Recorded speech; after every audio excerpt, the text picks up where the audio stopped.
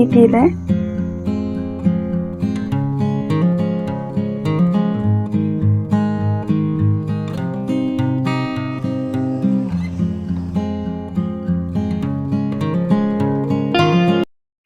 Hi friends and viewers, ಎಲ್ಲರೂ ಹೇಗಿದ್ದೀರಾ? I hope ಎಲ್ಲರೂ ಚೆನ್ನಾಗಿದ್ದೀರಾ ಅಂತ ಇವತ್ತಿನ ವಿಡಿಯೋನ ಸ್ಟಾರ್ಟ್ ಮಾಡ್ತಾ ಇದ್ದೀನಿ. ಇವತ್ತು ಫುಲ್ ಡೇ ರುಟೀನ ನಾನು ನಿಮ್ಮೊಂದಿಗೆ ಶೇರ್ ಮಾಡ್ಕೊಂಡು ಅಂತಿದ್ದೀನಿ. ಮಕ್ಕಳು ಸ್ಕೂಲ್ಗೆ ಹೋದಾದ ನಂತರ ನನ್ನ ದಿನಚರಿ ಹೇಗಿರುತ್ತೆ ಮತ್ತು ಯಾವ ರೀತಿ ಕೆಲಸ ಮಾಡ್ತೀನಿ ಅನ್ನೋದನ್ನು ನಾನು ನಿಮ್ಮೊಂದಿಗೆ ಶೇರ್ ಮಾಡ್ತಾ ಇದ್ದೀನಿ. ಹಾಗೆ 3 ಜನ ಮಕ್ಕಳನ್ನ ಇಟ್ಕೊಂಡು ಕೆಲಸ ಮಾಡೋದು ಅಷ್ಟು ಸಾಮಾನ್ಯದ ಮಾತಲ್ಲ. ಅಂದರೆ ಕೆಲವೊಬ್ಬರು ಗೊತ್ತಿರುತ್ತೆ ಮಕ್ಕಳನ್ನ ಇಟ್ಕೊಂಡು ಯಾವ ರೀತಿ ಕೆಲಸ ಮಾಡಬೇಕು, ಅದರಲ್ಲೂ ಕೂಡ ಜಾಯಿಂಟ್ ಫ್ಯಾಮಿಲಿ ಅಂದಾಗ ಎಷ್ಟು ರಿಸ್ಕಿ ಅನ್ನೋದಿರುತ್ತೆ ಅಂತ ಕೆಲವೊಬ್ಬರಿಗೆ ಗೊತ್ತೇ ಇರುತ್ತೆ. ಇವತ್ತು ಸ್ವಲ್ಪ ವಾಷಿಂಗ್ ಮಿಷಿನೆಲ್ಲ ಕ್ಲೀನ್ ಮಾಡೋಣ ಅಂತಿದ್ದೀನಿ. ಅಂದರೆ ಬಟ್ಟೆ ಹಾಕಿದಾಗ ಅದರಲ್ಲಿ ಸ್ವಲ್ಪ ಪೌಡ್ರ್ ಥರ ಎಲ್ಲ ಫಂಗರ್ ಥರ ಆಗಿಬಿಟ್ಟಿತ್ತು ವಾಷಿಂಗ್ ಮಿಷಿನ್. ಅದಕ್ಕೋಸ್ಕರ ನಾನು ವಾಷಿಂಗ್ ಮಿಷಿನ್ಗೆ ಪೌಡ್ರ್ ಹಾಕಿದೆ. ಆ್ಯಕ್ಚುಲಿ ಅದನ್ನು ನಾನು ಇಲ್ಲೇ ಶಾಪಲ್ಲೇ ತೊಗೊಂಡಿದ್ದು, ಯಾವುದೇ ಆನ್ಲೈನಲ್ಲಿ ಪರ್ಚೇಸ್ ಮಾಡಿಲ್ಲ. ಇನ್ನು 30 ನಿಮಿಷಕ್ಕೆ ಇಟ್ಬಿಟ್ಟು ಫುಲ್ಲು ಡ್ರೈ ಆಯಿತು. ಡ್ರೈ ಆದ ನಂತರ ಬಟ್ಟೆಗಳನ್ನೆಲ್ಲ ಹಾಕ್ತಾ ಇದ್ದೀನಿ. ಅಂದರೆ ಒಂದೊಂದೇ ಕೆಲಸ ಮಾಡೋಕ್ಕಿಂತ, ಅಂದರೆ ಇವಾಗ ನಾವು ಒಂದು ಪಾತ್ರೆ ತೊಳಿತಿದ್ರೆ ಒಂದು ಬಟ್ಟೆ ವಾಷಿಂಗ್ ಮಿಷಿನ್ ಆನ್ ಮಾಡೋದು ಆ ರೀತಿ ಮಾಡ್ಕೊಬಿಟ್ರೆ ಕೆಲಸ ಅನ್ನೋದು ಈಸಿ ಆಗುತ್ತೆ. ಅದರಲ್ಲೂ ಕೂಡ ಇವಾಗ ಮಳೆಗಾಲ ಅಲ್ವಾ, ಅದರಿಂದ ಏನಾಗುತ್ತೆ ಅಂತಂದರೆ ಒಂದು 11-12 ಗಂಟೆಗೆಲ್ಲ ಮಳೆ ಅನ್ನೋದು ಬಂದ್ಬಿಡುತ್ತೆ. ಅಷ್ಟರಲ್ಲಿ ನನ್ನ ಕೆಲಸ ಆಗಬೇಕಲ್ವ. ಹಾಗೆ ನಾನು ಕೆಳಗಡೆ ಬಂದ ತಕ್ಷಣ ಫಸ್ಟು ಶಿವಸ್ತುತಿ ಹಾಕ್ಬಿಟ್ಟೆ ಅಥವಾ ಲಿಂಗಾಷ್ಟಕಂ ಹಾಕ್ಬಿಡ್ತೀನಿ. ಮನೇಲೆಲ್ಲ ಪಾಸಿಟಿವ್ ವೈಬ್ಸ್ ಇರಲಿ ಅಂತೇಳ್ಬಿಟ್ಟು ಇವತ್ತು ತಿಂಡಿಗೆ ಅಂದ್ಬಿಟ್ಟು ದೋಸೆ ಮತ್ತು ಈರುಳ್ಳಿ ಚಟ್ನಿ ಮಾಡ್ತಾಯಿದ್ದೀನಿ. ಹೋಟೆಲ್ ಸ್ಟೈಲಲ್ಲಿ ನಾನು ಇವತ್ತು ಈರುಳ್ಳಿ ಚಟ್ನಿ ಮಾಡ್ತಾಯಿದ್ದೀನಿ. ಸ್ವಲ್ಪ ಒಂದು ಕಡಾಯಿಗೆ ಎಣ್ಣೆ ಹಾಕ್ಬಿಟ್ಟು ಕಡಲೆಬೇಳೆ, ಉದ್ದಿನಬೇಳೆ, ಸಾಸಿವೆ, ಜೀರಿಗೆ ಹಾಕ್ಕೊಂಡು ಒಂದು 4-5 ಬೆಳ್ಳುಳ್ಳಿ, ಹಸಿಮೆಣಸಿನ್ಕಾಯಿ ಹಾಗೆ ಈರುಳ್ಳಿನ ಉದ್ದುದ್ದಕ್ಕೆ ಕಟ್ ಮಾಡಿ ಹಾಕ್ಕೊತಾ ಇದ್ದೀನಿ. ಈರುಳ್ಳಿ ಚೆನ್ನಾಗಿ ಸ್ವಲ್ಪ ಬೇಯೋಂಗೇನಿಲ್ಲ, ಒಂದು ಬ್ರೌನ್ ಕಲರ್ ಬಂದರೆ ಸಾಕು. ಇದಕ್ಕೆ ಸ್ವಲ್ಪ ಹಿಂಗೆ ಹಾಕ್ಕೊತಾ ಇದ್ದೀನಿ. ಹಿಂಗೆ ಸ್ವಲ್ಪ ಟೇಸ್ಟ್ಗೆ ಮತ್ತು ಡೈಜೆಷನ್ ಸಿಸ್ಟಮ್ ಚೆನ್ನಾಗಾಗುತ್ತೆ ಅಂತ ಹೇಳ್ಬಿಟ್ಟು ಇದಕ್ಕೆ 4-5 ಅಂದರೆ ಒಣಮೆಣಸಿನ್ಕಾಯಿ ಹಾಕ್ಕೊತಾ ಇದ್ದೀನಿ ಖಾರಕ್ಕೆ. ಅಂದರೆ ಜಾಸ್ತಿ ನಾನು ಹಸಿಮೆಣಸಿನ್ಕಾಯಿ ಹಾಕಿಲ್ಲ, 2 ಹಾಕೋದ್ರಿಂದ ಟೇಸ್ಟ್ ಅನ್ನೋದು ತುಂಬ ಚೆನ್ನಾಗಿರುತ್ತೆ. ರುಚಿಗೆ ತಕ್ಕಷ್ಟು ಉಪ್ಪು, ಸ್ವಲ್ಪ ಹುಣಸೆಹಣ್ಣು ಹಾಕ್ಕೊಂಡ್ಬಿಟ್ಟು ಹಾಗೆ ಮಸಾಲೆನ ಎಲ್ಲ ಹಾರಾಕ್ಬಿಡ್ತೀನಿ ಚಟ್ನಿಗೆ. ಇದಕ್ಕೆ ಸ್ವಲ್ಪ ಕೊತ್ತಂಬರಿ, ಪುದೀನ ಹಾಕ್ಕೊಂಡು ರುಬ್ಕೊಂಡ್ರೆ ಈರುಳ್ಳಿ ಚಟ್ನಿ ಅನ್ನೋದು ರೆಡಿ ಆಗುತ್ತೆ. ನಾನು ಅಂದರೆ 4-5 ವೆರೈಟೀಸ್ ನಾವು ಚಟ್ನಿ ಮಾಡ್ಬೋದು, ಆದರೆ ಈ ಚಟ್ನಿ ಎಲ್ಲದಕ್ಕಿಂತ ತುಂಬ ಟೇಸ್ಟ್ ಇರುತ್ತೆ. ಇವಾಗ ಚಟ್ನಿ ಮಾಡಿ ಸ್ವಲ್ಪ ಹೊತ್ತಿಗೆ ಏನಾಗುತ್ತೆ ಅಂದರೆ ಸ್ವಲ್ಪ ನೊರೆ ರೀತಿ ಆಗುತ್ತೆ. ಆದರೆ ಈ ಚಟ್ನಿ ಇದೆಯಲ್ಲ, ಈರುಳ್ಳಿ ಚಟ್ನಿ, ಇದು ಏನಾಗುತ್ತೆ ಅಂದರೆ ನೀವು ಸಂಜೆ ತನಕ ಇಟ್ಟರು ಕೂಡ ಅಷ್ಟೇ ಚಟ್ನಿ ತುಂಬ ಟೇಸ್ಟಿಯಾಗಿರುತ್ತೆ. ಟೇಸ್ಟ್ ಅನ್ನೋದು ಕಳೆಯೋದಿಲ್ಲ. ಒಂದ್ಸಲ ನಾನು ಒಂದು ಚಿಕ್ಕ ಹೋಟ್ಲಿಗೆ ಹೋಗಿದ್ದೆ, ಅಲ್ಲಿ ಈರುಳ್ಳಿ ಚಟ್ನಿ ಮಾಡಿದರು. ಬಟ್ ಅವ್ರು ಹೇಳೋದಿಲ್ಲ ಯಾವ ರೀತಿ ಮಾಡಿದ್ದೀವಿ ಅಂತ ಹೇಳೋದಿಲ್ಲ. ಆನಂತರ ನನ್ನ ಮನೆಗೆ ಬಂದು ಒಂದು 4-5 ಸಲ ಟ್ರೈ ಮಾಡಿದೆ, ಆ ಟೇಸ್ಟ್ ಅನ್ನೋದು ಬಂತು. ಆವಾಗಿಂದನೂ ಕೂಡ ಅಷ್ಟೇ ಈರುಳ್ಳಿ ಚಟ್ನಿನ ನಾನು ಇದೇ ರೀತಿ ಮಾಡ್ತಾ ಇರೋದು. ಫ್ರೆಂಡ್ಸ್, ಸಾಧ್ಯ ಆದರೆ ಒಂದು ಸಲ ಈ ರೀತಿ ಟೇಸ್ಟಿಯಾಗಿ ಮಾಡ್ಕೊಳ್ಳಿ. ಯಾವುದೇ ರೀತಿ ಕಾಯಿ ಬಳಸೋಂಗಿಲ್ಲ, ಹುರ್ಗಡ್ಲೆ ಹಾಕೋಂಗಿಲ್ಲ. ತುಂಬ ಹೊತ್ತು ಚಟ್ನಿ ಅನ್ನೋದು ಹಾಗೆ ಇರುತ್ತೆ. ಹಾಗೆ ವಾಣಿ ಕೂಡ ಅಷ್ಟೇ ಹಾಕ್ಕೊಟ್ಟೆ. ದೋಸೆ ವಾಣಿನೂ ತಿಂದ್ಕೊಂಡು ಹಾಗೆ ಕ್ಯಾರಿಗೂ ಕೂಡ ಅಷ್ಟೇ ಎತ್ಕೊಂಡು ಹೋದ್ಲು. ಅಂದರೆ ಒಬ್ರೊಬ್ಬರನ್ನೇ ಕಳಿಸ್ತಾ ಇರಬೇಕು ಸ್ಕೂಲ್ಗೆ. ಇನ್ನು ಕಾಲೇಜ್ಗೆ ಹೋಗಿದ್ದಾಯಿತು ವಾಣಿ. ಇವಾಗ ಪೂಜನ್ಗೆ, ಕ್ಯಾರಿಗೆ ಮತ್ತು ಇಲ್ಲಿ ತಿಂಡಿ ತಿನ್ನೋಕ್ಕೆ ಅವಳಿಗೂ ಹಾಕ್ಕೊಟ್ಬಿಟ್ಟು ಇನ್ನು ಅತ್ತೆ ಮಾವನಿಗೂ ಕೂಡ ಅಷ್ಟೇ ದೋಸೆನ ಹಾಕ್ತಾಯಿದ್ದೀನಿ. ಅಂದರೆ ದೋಸೆ ಮಾಡಿದಾಗ ಟೈಮ್ ಅನ್ನೋದು ಜಾಸ್ತಿನೇ ಇರುತ್ತೆ. ಅಂದರೆ ಯಾವಾಗಪ್ಪ ಅಡುಗೆ ಮನೆಯಿಂದ ಈಚೆ ಬರ್ತೀವಿ ಅನ್ನೋಂಗಿರುತ್ತೆ. ಪಾಪುಗೂ ಅಷ್ಟೇ ಸ್ವಲ್ಪ ಸೆಟ್ ದೋಸೆಗೆ ಸ್ವಲ್ಪ ತುಪ್ಪ ಹಾಕಿ ತಿನ್ನಿಸ್ಬಿಟ್ಟು ಕೆಳಗಡೆ ಬಿಟ್ಬಿಟ್ಟು ನನ್ನ ಕೆಲಸನ ನಾನು ಸ್ಟಾರ್ಟ್ ಮಾಡ್ತಾಯಿದ್ದೀನಿ. ಸೋಫಾ ಸೆಟ್ಟು ಸಾಮಾನ್ಯವಾಗಿ ದಿನ ಕ್ಲೀನ್ ಮಾಡ್ತಾ ಇರ್ತೀನಿ. 2 ಟೈಮ್ಸ್ ಮಾಡ್ತೀನಿ. ಅಂದರೆ ಮಗು ಇರೋ ಮನೆ ಅಲ್ವಾ, ಏನೇ ಇಟ್ಟಿರಲಿ ಪಾಪು ಎತ್ತಿ ಹಾಕ್ತಾ ಇರುತ್ತೆ. ಅದಕ್ಕೋಸ್ಕರ ನಾನು ಮೊದಲು ಪಾಪುನ ಕೆಳಗಡೆ ಬಿಟ್ಬಿಟ್ಟು ಆನಂತರ ಕೆಲಸ ಮಾಡ್ತೀನಿ. ಇಲ್ಲ ಅಂತಂದರೆ ಕೆಲಸ ಮಾಡೋದಕ್ಕೆ ಆಗೋದಿಲ್ಲ. 3 ಮಕ್ಕಳನ್ನ ಅಂದರೆ ವಾಣಿನ ಕಾಲೇಜಿಗೆ ಕಳಿಸೋದು, ಹಾಗೆ ಪೂಜನ ಸ್ಕೂಲಿಗೆ ಕಳಿಸ್ಬೇಕು. ಅಂದರೆ ಮನೆ ಹತ್ರ ಇದ್ದಾಗ ಸ್ವಲ್ಪ ಹೆಲ್ಪ್ ಮಾಡ್ತಾರೆ. ಇನ್ನು ಎಕ್ಸಾಮ್ ಟೈಮಲ್ಲಿ, ಟೆಸ್ಟ್ ಟೈಮಲ್ಲಂತೂ ಏನೂ ಮಾಡೋದಿಲ್ಲ. ಹಾಗೆ ಮಾರ್ನಿಂಗ್ ಅಂತೂ ಅಂದರೆ ಅವ್ರು ಎದ್ದೇಳೋದೇ ಲೇಟು ಮಕ್ಕಳು.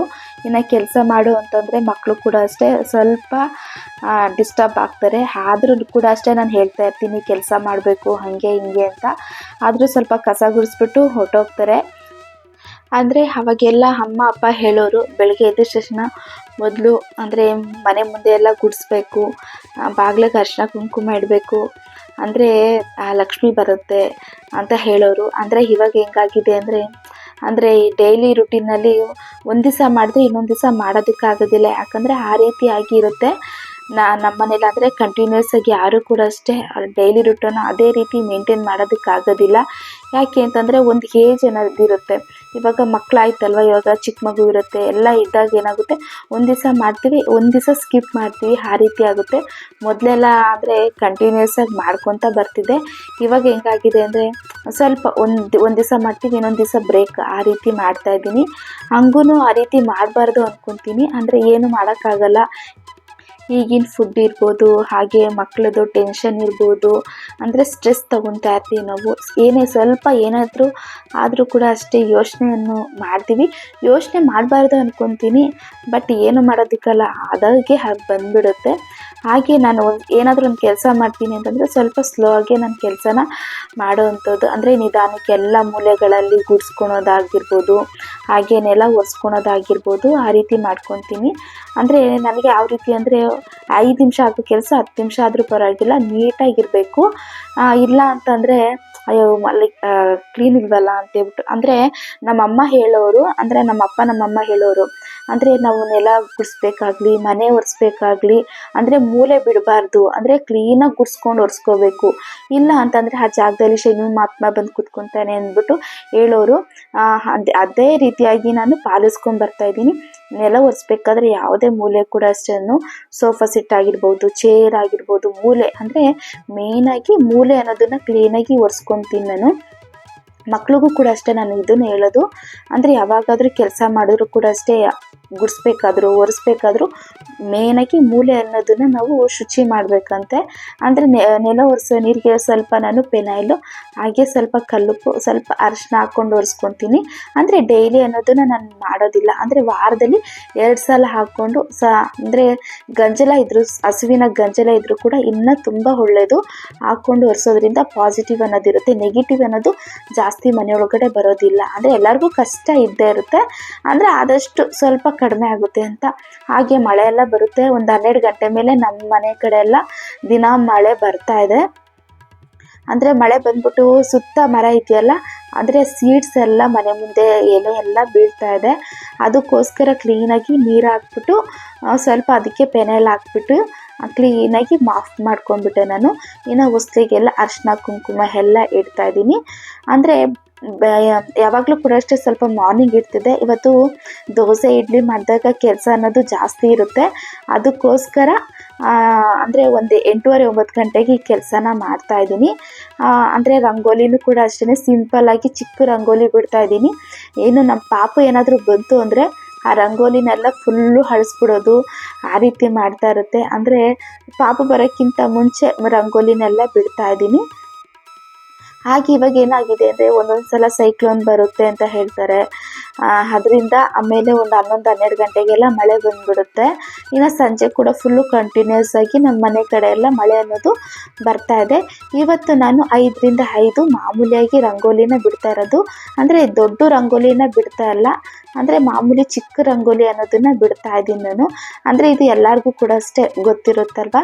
ಅಂದರೆ ನಮ್ಮ ಮನೆ ಮುಂದೆ ಸ್ಪೇಸ್ ಅನ್ನೋದು ತುಂಬ ಕಡಿಮೆ ಇದೆ. ಅದಕ್ಕೋಸ್ಕರ ನಾನು ಆದಷ್ಟು ಚಿಕ್ಕ ಚಿಕ್ಕ ರಂಗೋಲಿನ ಬಿಡ್ತೀನಿ. ಹಾಗೆ ನಾನು ಕೂಡ ಅಷ್ಟೇ ಸ್ವಲ್ಪ ಸ್ನಾನ ಮಾಡಿಕೊಂಡು ದೇವ್ರ ದೀಪ ಹಚ್ಚಿಬಿಟ್ಟೆ. ಪ್ರತಿ ಸಲ ನಾನು ಅಂದರೆ ದೇವ್ರ ಮನೇಲಿ ಲೈಟಿಂಗ್ ಹಾಕ್ಬಿಟ್ಟು ತೋರಿಸ್ತಿದ್ದೆ. ಅಂದರೆ ಇವತ್ತು ನಾನು ದೀಪದ ಬೆಳಕಲ್ಲಿ ದೇವರು ಯಾವ ರೀತಿ ಅಂದರೆ ಎಷ್ಟು ಚೆನ್ನಾಗಿ ಕಾಣ್ತಿದೆ ಅನ್ನೋದನ್ನು ತೋರಿಸ್ತಾ ಇದ್ದೀನಿ. ಹಾಗೆ ಕಿಚನ್ನು ಕೂಡ ಅಷ್ಟೇ, ಅಂದರೆ ಕಾಫಿ ಎಲ್ಲ ಮಾಡಿರ್ತೀವಲ್ವ, ಅದಕ್ಕೋಸ್ಕರ ಏನಾಗಿರುತ್ತೆ ಅಂದರೆ ಇನ್ನೊಂದು ಸಲ ಬಟ್ಟೆನಲ್ಲಿ ಕ್ಲೀನಾಗಿ ಕಿಚನ್ನೆಲ್ಲ ಕ್ಲೀನ್ ಮಾಡ್ಕೊಂಡ್ಬಿಟ್ಟು ಇವಾಗ ದೋಸೆ ಹಿಟ್ಟು ಉಳಿದಿತ್ತಲ್ಲ, ಆ ದೋಸೆ ಹಿಟ್ಟಿಂದ ಇವತ್ತು ನಾನು ಬೋಂಡ ಥರ ಮಾಡೋಣ ಅಂದ್ಕೊಂಡಿದ್ದೀನಿ. ಅಂದರೆ ಟೇಸ್ಟ್ ಅನ್ನೋದು ತುಂಬಾ ಚೆನ್ನಾಗಿರುತ್ತೆ. ಅಂದರೆ ಹುಳಿ ಬಂದಿರುತ್ತಲ್ಲ, ಆ ದೋಸೆ ಇಟ್ಟಿದ್ರೆ ಇನ್ನೂ ಟೇಸ್ಟ್ ಚೆನ್ನಾಗಿರುತ್ತೆ. ಇದಕ್ಕೆ 2-3 ಹಸಿಮೆಣಸಿಗೆ ಚಿಕ್ಕ ಚಿಕ್ಕದಾಗಿ ಕಟ್ ಮಾಡಿ ಹಾಕ್ಕೊಂಡಿದ್ದೀನಿ. ಚಿಕ್ಕ ಕಟ್ ಮಾಡ್ಕೊಂಡಿರೋಂಥ ಈರುಳ್ಳಿ, ಹಾಗೆ ಕೊತ್ತಂಬರಿ ಸೊಪ್ಪು, ಕರ್ಬೇವಿನ ಸೊಪ್ಪನ್ನ ಈ ರೀತಿ ಚಿಕ್ಕ ಚಿಕ್ಕದಾಗಿ ಕಟ್ ಮಾಡಿ ಇಟ್ಕೊಂಡಿದ್ದೀನಿ. ಹಾಗೆ 2 ಕಪ್ ಆಗೋಷ್ಟು ಅಕ್ಕಿ ಹಿಟ್ಟು ಹಾಕ್ಕೊಂಡಿದ್ದೀನಿ. ಸ್ವಲ್ಪ ಅಂದರೆ 4-5 ಸ್ಪೂನ್ ಆಗೋಷ್ಟು ಕಡಲೆ ಹಿಟ್ಟು ಹಾಕ್ಕೊಂಡಿದ್ದೀನಿ. ಹಾಗೆ ಇದಕ್ಕೆ ಸ್ವಲ್ಪ ರುಚಿಗೆ ತಕ್ಕಷ್ಟು ಉಪ್ಪು ಹಾಕ್ಕೊಂಡು, ಅಂದರೆ ಜಾಸ್ತಿ ಹಾಕೋಕೆ ಹೋಗಬಾರ್ದು, ದೋಸೆ ಹಿಟ್ಟಿಗೆ ಹಾಕಿರ್ತೀವಲ್ವ, ಅದಕ್ಕೋಸ್ಕರ ನೋಡ್ಕೊಂಡು ಹಾಕ್ಕೋಬೇಕು. ಜೀರಿಗೆ ಮತ್ತು ಸ್ವಲ್ಪ ಅಡುಗೆ ಸೋಡಾ ಹಾಕ್ಕೊಂಡಿದ್ದೀನಿ. ಇದಕ್ಕೆ ಸ್ವಲ್ಪ ಚಿಕ್ಕ ಚಿಕ್ಕದಾಗಿ ಕಟ್ ಮಾಡಿ ಇಟ್ಕೊಂಡಿರೋಂತಹ ಕಾಯಿ ತುರಿ ಹಾಕ್ಕೊತಾ ಇದ್ದೀನಿ. ಆಗಾಗ ಬಾಯಿಗೆ ಸಿಕ್ಕಿದ್ರೆ ಟೇಸ್ಟ್ ಅನ್ನೋದು ಚೆನ್ನಾಗಿರುತ್ತೆ. ಇಲ್ಲ ಅಂತಂದರೆ ಸ್ಕಿಪ್ ಕೂಡ ಮಾಡ್ಕೋಬೋದು, ಆಪ್ಷನಲ್ ಅಷ್ಟೇ. ಎಣ್ಣೆ ಚೆನ್ನಾಗಿ ಕಾದಿತ್ತು. ಎಣ್ಣೆಗೆ ಹಾಕ್ಬೇಕಾದ್ರೆ ಸ್ವಲ್ಪ ನಿಧಾನಕ್ಕೆ ಹಾಕ್ಕೊಬೇಕು, ಎಣ್ಣೆ ಸಿಡಿಯೋವಂಥ ಸಾಧ್ಯತೆ ಇರುತ್ತೆ. ಹಾಗೆ ನಾನು ಪೂಜನ್ಗೆ ಕ್ಯಾರಿಗೆ ಹಾಕ್ಕೊಟ್ಟಿದ್ದೆ. ಎಷ್ಟು ಚೆನ್ನಾಗಿತ್ತು ಗೊತ್ತಾ, ಅವ್ರ ಫ್ರೆಂಡ್ಸ್ ಎಲ್ಲ ತುಂಬಾ ಇಷ್ಟಪಟ್ಟು ತಿಂದ್ರಂತೆ. ಅಂದರೆ ಜಾಸ್ತಿ ಹಾಕ್ಕೊಡಮ್ಮ ಕ್ಯಾರಿಗೆ ಅಂತ ಹೇಳಿದ್ಲು ಪೂಜಾ.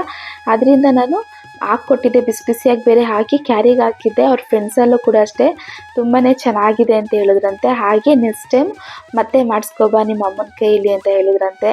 ಆಯಿತು ಮನೆ ಮಾಡಿಕೊಡ್ತೀನಿ ಅಂದ್ಬಿಟ್ಟು ನಾನು ಕೂಡ ಅಷ್ಟೇ. ನೋಡ್ತಾ ಇದ್ದೀರಾ ಎಷ್ಟು ಕ್ರಿಸ್ಪಿಯಾಗಿದೆ ಅಂದ್ಬಿಟ್ಟು. ಟೇಸ್ಟು ಕೂಡ ಅಷ್ಟೇ ತುಂಬಾ ರುಚಿಯಾಗಿತ್ತು.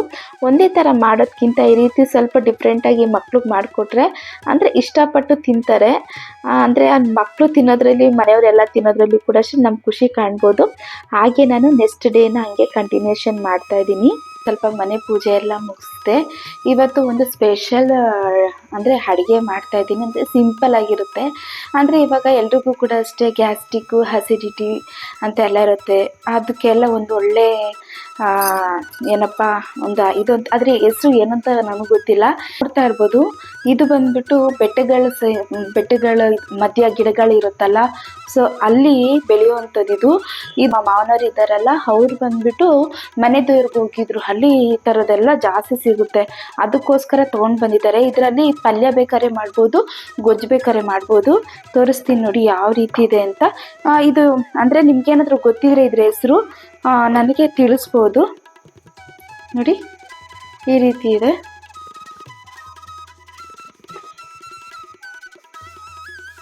ಇದನ್ನು ಚೆನ್ನಾಗಿ ವಾಶ್ ಮಾಡಿಕೊಂಡು ಚಿಕ್ಕ ಚಿಕ್ಕದಾಗಿ ಕಟ್ ಮಾಡ್ಕೊಬೇಕು. ಅಂದರೆ ನಿಮ್ಮ ಕಡೆ ಎಲ್ಲ ಇದನ್ನು ಏನಂತ ಕರೀತಾರೆ ಅಂತ ನನಗೆ ಕಮೆಂಟಲ್ಲಿ ತಿಳಿಸಿ. ಇವಾಗ ನಾನು ಇದರಲ್ಲಿ ಪಲ್ಯ ಮಾಡೋಣ ಅಂದ್ಕೊಂಡಿದ್ದೀನಿ. ಇಲ್ಲ ಅಂತಂದರೆ ಗೊಜ್ಜು ಮಾಡೋಣ ಅಂತಿದ್ದೀನಿ. ನೋಡೋಣ ಯಾವ್ದಾದ್ರು. ಇದನ್ನು ಕ್ಲೀನಾಗಿ ತೊಳ್ಕೊಂಬಿಟ್ಟು ಚಿಕ್ಕ ಚಿಕ್ಕದಾಗಿ ಕಟ್ ಮಾಡ್ಕೋಬೇಕು ಸ್ನೇಹಿತರೆ.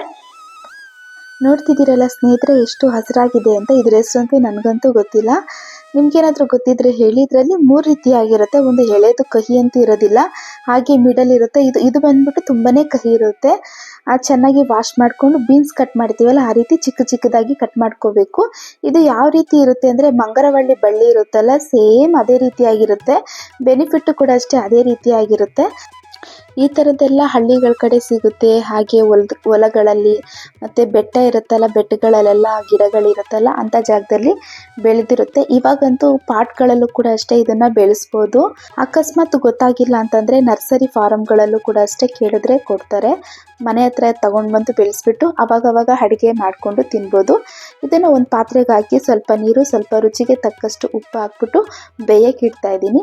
ಇದು ಚೆನ್ನಾಗಿ ಬೆಂದಾದ್ಮೇಲೆ ಗೊತ್ತಾಗುತ್ತೆ ನಮಗೆ. ನೋಡಿ ಯಾವ ರೀತಿ ಬೆಂದಿದೆ ಅಂತ ನೋಡಿ. ಒಂದು 5 ರಿಂದ 10 ನಿಮಿಷಕ್ಕೆಲ್ಲ ಬೇಗನೆ ಬೆಂದೋಗ್ಬಿಡುತ್ತೆ. ಇದನ್ನು ನೀರೆಲ್ಲ ಬಸ್ದು ಸೈಡಲ್ಲಿ ಇಟ್ಕೊಂಡಿದ್ದೀನಿ. ಒಂದು ಕಡಾಯಿಗೆ ಎಣ್ಣೆ ಹಾಕಿ ಸಾಸಿವೆ ಜೀರಿಗೆ ಹಾಕ್ಕೊಂಡಿದ್ದೀನಿ. ಹಾಗೆ ಸ್ವಲ್ಪ ಕರಿಬೇವಿನ ಸೊಪ್ಪು, ಸ್ವಲ್ಪ ಈರುಳ್ಳಿ, ಒಂದು ಈರುಳ್ಳಿನ ಚಿಕ್ಕ ಚಿಕ್ಕದಾಗಿ ಕಟ್ ಮಾಡಿ ಹಾಕ್ಕೊಂಡಿದ್ದೀನಿ. ಈರುಳ್ಳಿ ಎಲ್ಲ ಸ್ವಲ್ಪ ಚೆನ್ನಾಗಿ ಫ್ರೈ ಆದಮೇಲೆ ಇದಕ್ಕೆ ಸ್ವಲ್ಪ ಹಿಂಗೆ ಹಾಕ್ಕೊತಾ ಇದ್ದೀನಿ, ಟೇಸ್ಟಿಗೆ ಅಷ್ಟೇ. ಇದಕ್ಕೆ 5 ರಿಂದ 6 ಒಣಮೆಣಸಿನ್ಕಾಯಿನ ಈ ರೀತಿ ಮುರಿದು ಹಾಕ್ಕೊಂಡಿದ್ದೀನಿ. ಹಾಗೆ ಬೇಯಿಸ್ಕೊಂಡು ನೀರೆಲ್ಲ ಬಸ್ತಿದ್ನಲ್ಲ ಅದನ್ನು ಅಷ್ಟೇ ಇದಕ್ಕೆ ಹಾಕ್ಕೊಂಡು ಚೆನ್ನಾಗಿ ಒಂದು 5 ನಿಮಿಷ ಫ್ರೈ ಮಾಡ್ಕೋಬೇಕು. ಅಂದರೆ ನೀರಿನ ಅಂಶ ಎಲ್ಲ ಹೋಗಬೇಕು. ಇದಕ್ಕೆ ಸ್ವಲ್ಪ ಕೊತ್ತಂಬರಿ ಸೊಪ್ಪು, ಕಾಯಿ ತುರಿ ಹಾಕ್ಕೊತಾ ಇದ್ದೀನಿ, ಫ್ರೆಶ್ ಕಾಯಿ ತುರಿ. ನೀವು ಬೇಕಾದ್ರೆ ಇನ್ನೂ ಜಾಸ್ತಿ ಹಾಕ್ಕೊಬೋದು, ಟೇಸ್ಟ್ ಅನ್ನೋದು ಚೆನ್ನಾಗಿರುತ್ತೆ. ಸ್ವಲ್ಪ ಅರಿಶಿನದ ಪುಡಿ, ಹಾಗೆ ಅಚ್ಚ ಖಾರದ ಪುಡಿ, ಮನೆಯಲ್ಲೇ ಮಾಡಿರೋವಂಥ ಸಾಂಬಾರು ಪುಡಿನ ಹಾಕ್ಕೊತಾ ಇದ್ದೀನಿ 1 ಟೇಬಲ್ ಸ್ಪೂನ್ ಆಗೋಷ್ಟು.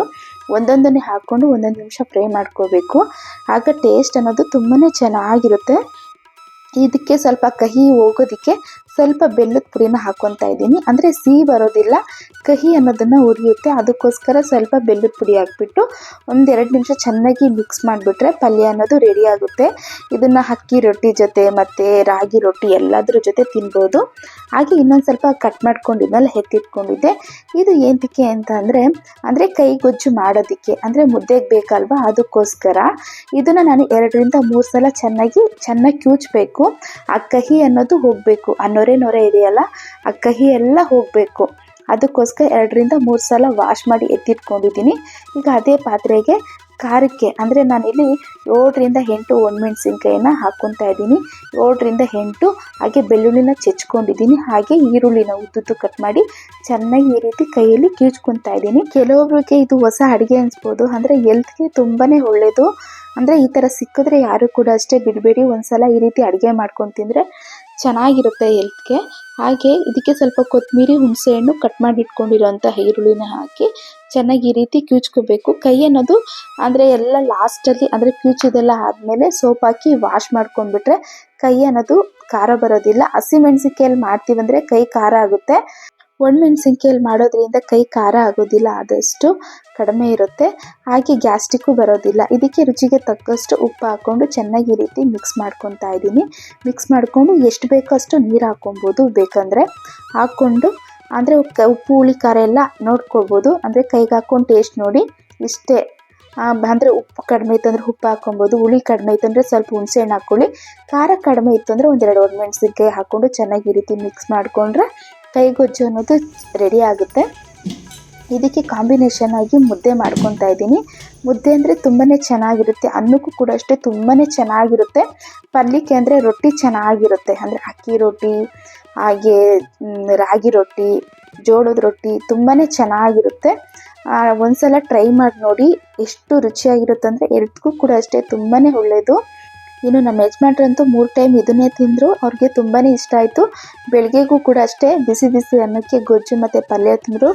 ಮತ್ತು ಮಧ್ಯಾಹ್ನಕ್ಕೆ ಕೇಳಿದ್ರು, ಅಂದರೆ ನಾನು ಬೇಡ, ರಾತ್ರಿ ಮಾಡಿದ್ದಲ್ವ ಬೇಡ ಅಂತ ಅಂದೆ. ಇದಾಗಿತ್ತು ಫ್ರೆಂಡ್ಸ್ ಇವತ್ತಿನ ವ್ಲಾಗು. ಅಂದರೆ ಇವತ್ತು ಮಾಡಿರೋವಂತಹ ದೋಸೆ ಹಿಟ್ಟಿಂದ ಬೋಂಡ ಆಗಿರ್ಬೋದು, ಹಾಗೆ ಈ ಬಳ್ಳಿಯಿಂದ ಮಾಡಿರೋವಂತಹ ಪಲ್ಯ, ಕೈಗುಜ್ಜು ಆಗಿರ್ಬೋದು, ಹಾಗೆ ನಾನು ನಮ್ಮ ಡೈಲಿ ರುಟೀನ್ ಇರ್ಬೋದು ಎಲ್ಲನೂ ಕೂಡ ಅಷ್ಟೇ ನಿಮ್ಮೊಂದಿಗೆ ಶೇರ್ ಮಾಡ್ಕೊಂಡಿದ್ದೀನಿ. ಈ ವಿಡಿಯೋ ಏನಾದರೂ ನಿಮಗೆ ಇಷ್ಟ ಆದರೆ ಪ್ಲೀಸ್ ಲೈಕ್ ಮಾಡಿ, ಶೇರ್ ಮಾಡಿ. ಇನ್ನು ಯಾರಾದರೂ ನನ್ನ ಚಾನಲ್ನ ಸಬ್ಸ್ಕ್ರೈಬ್ ಮಾಡದೇ ಇದ್ದರೆ ಪ್ಲೀಸ್ ಸಬ್ಸ್ಕ್ರೈಬ್ ಮಾಡಿ. ಹಾಗೆ ನಿಮ್ಮ ಅನಿಸಿಕೆಗಳನ್ನ ಕಮೆಂಟಲ್ಲಿ ತಿಳಿಸಿ ಅಂತ ಹೇಳ್ತಾ ಇವತ್ತಿನ ವಿಡಿಯೋನ ಮುಗಿಸ್ತಾ ಇದ್ದೀನಿ ಫ್ರೆಂಡ್ಸ್. ನೆಕ್ಸ್ಟ್ ವಿಡಿಯೋದಲ್ಲಿ ಸಿಗೋಣ.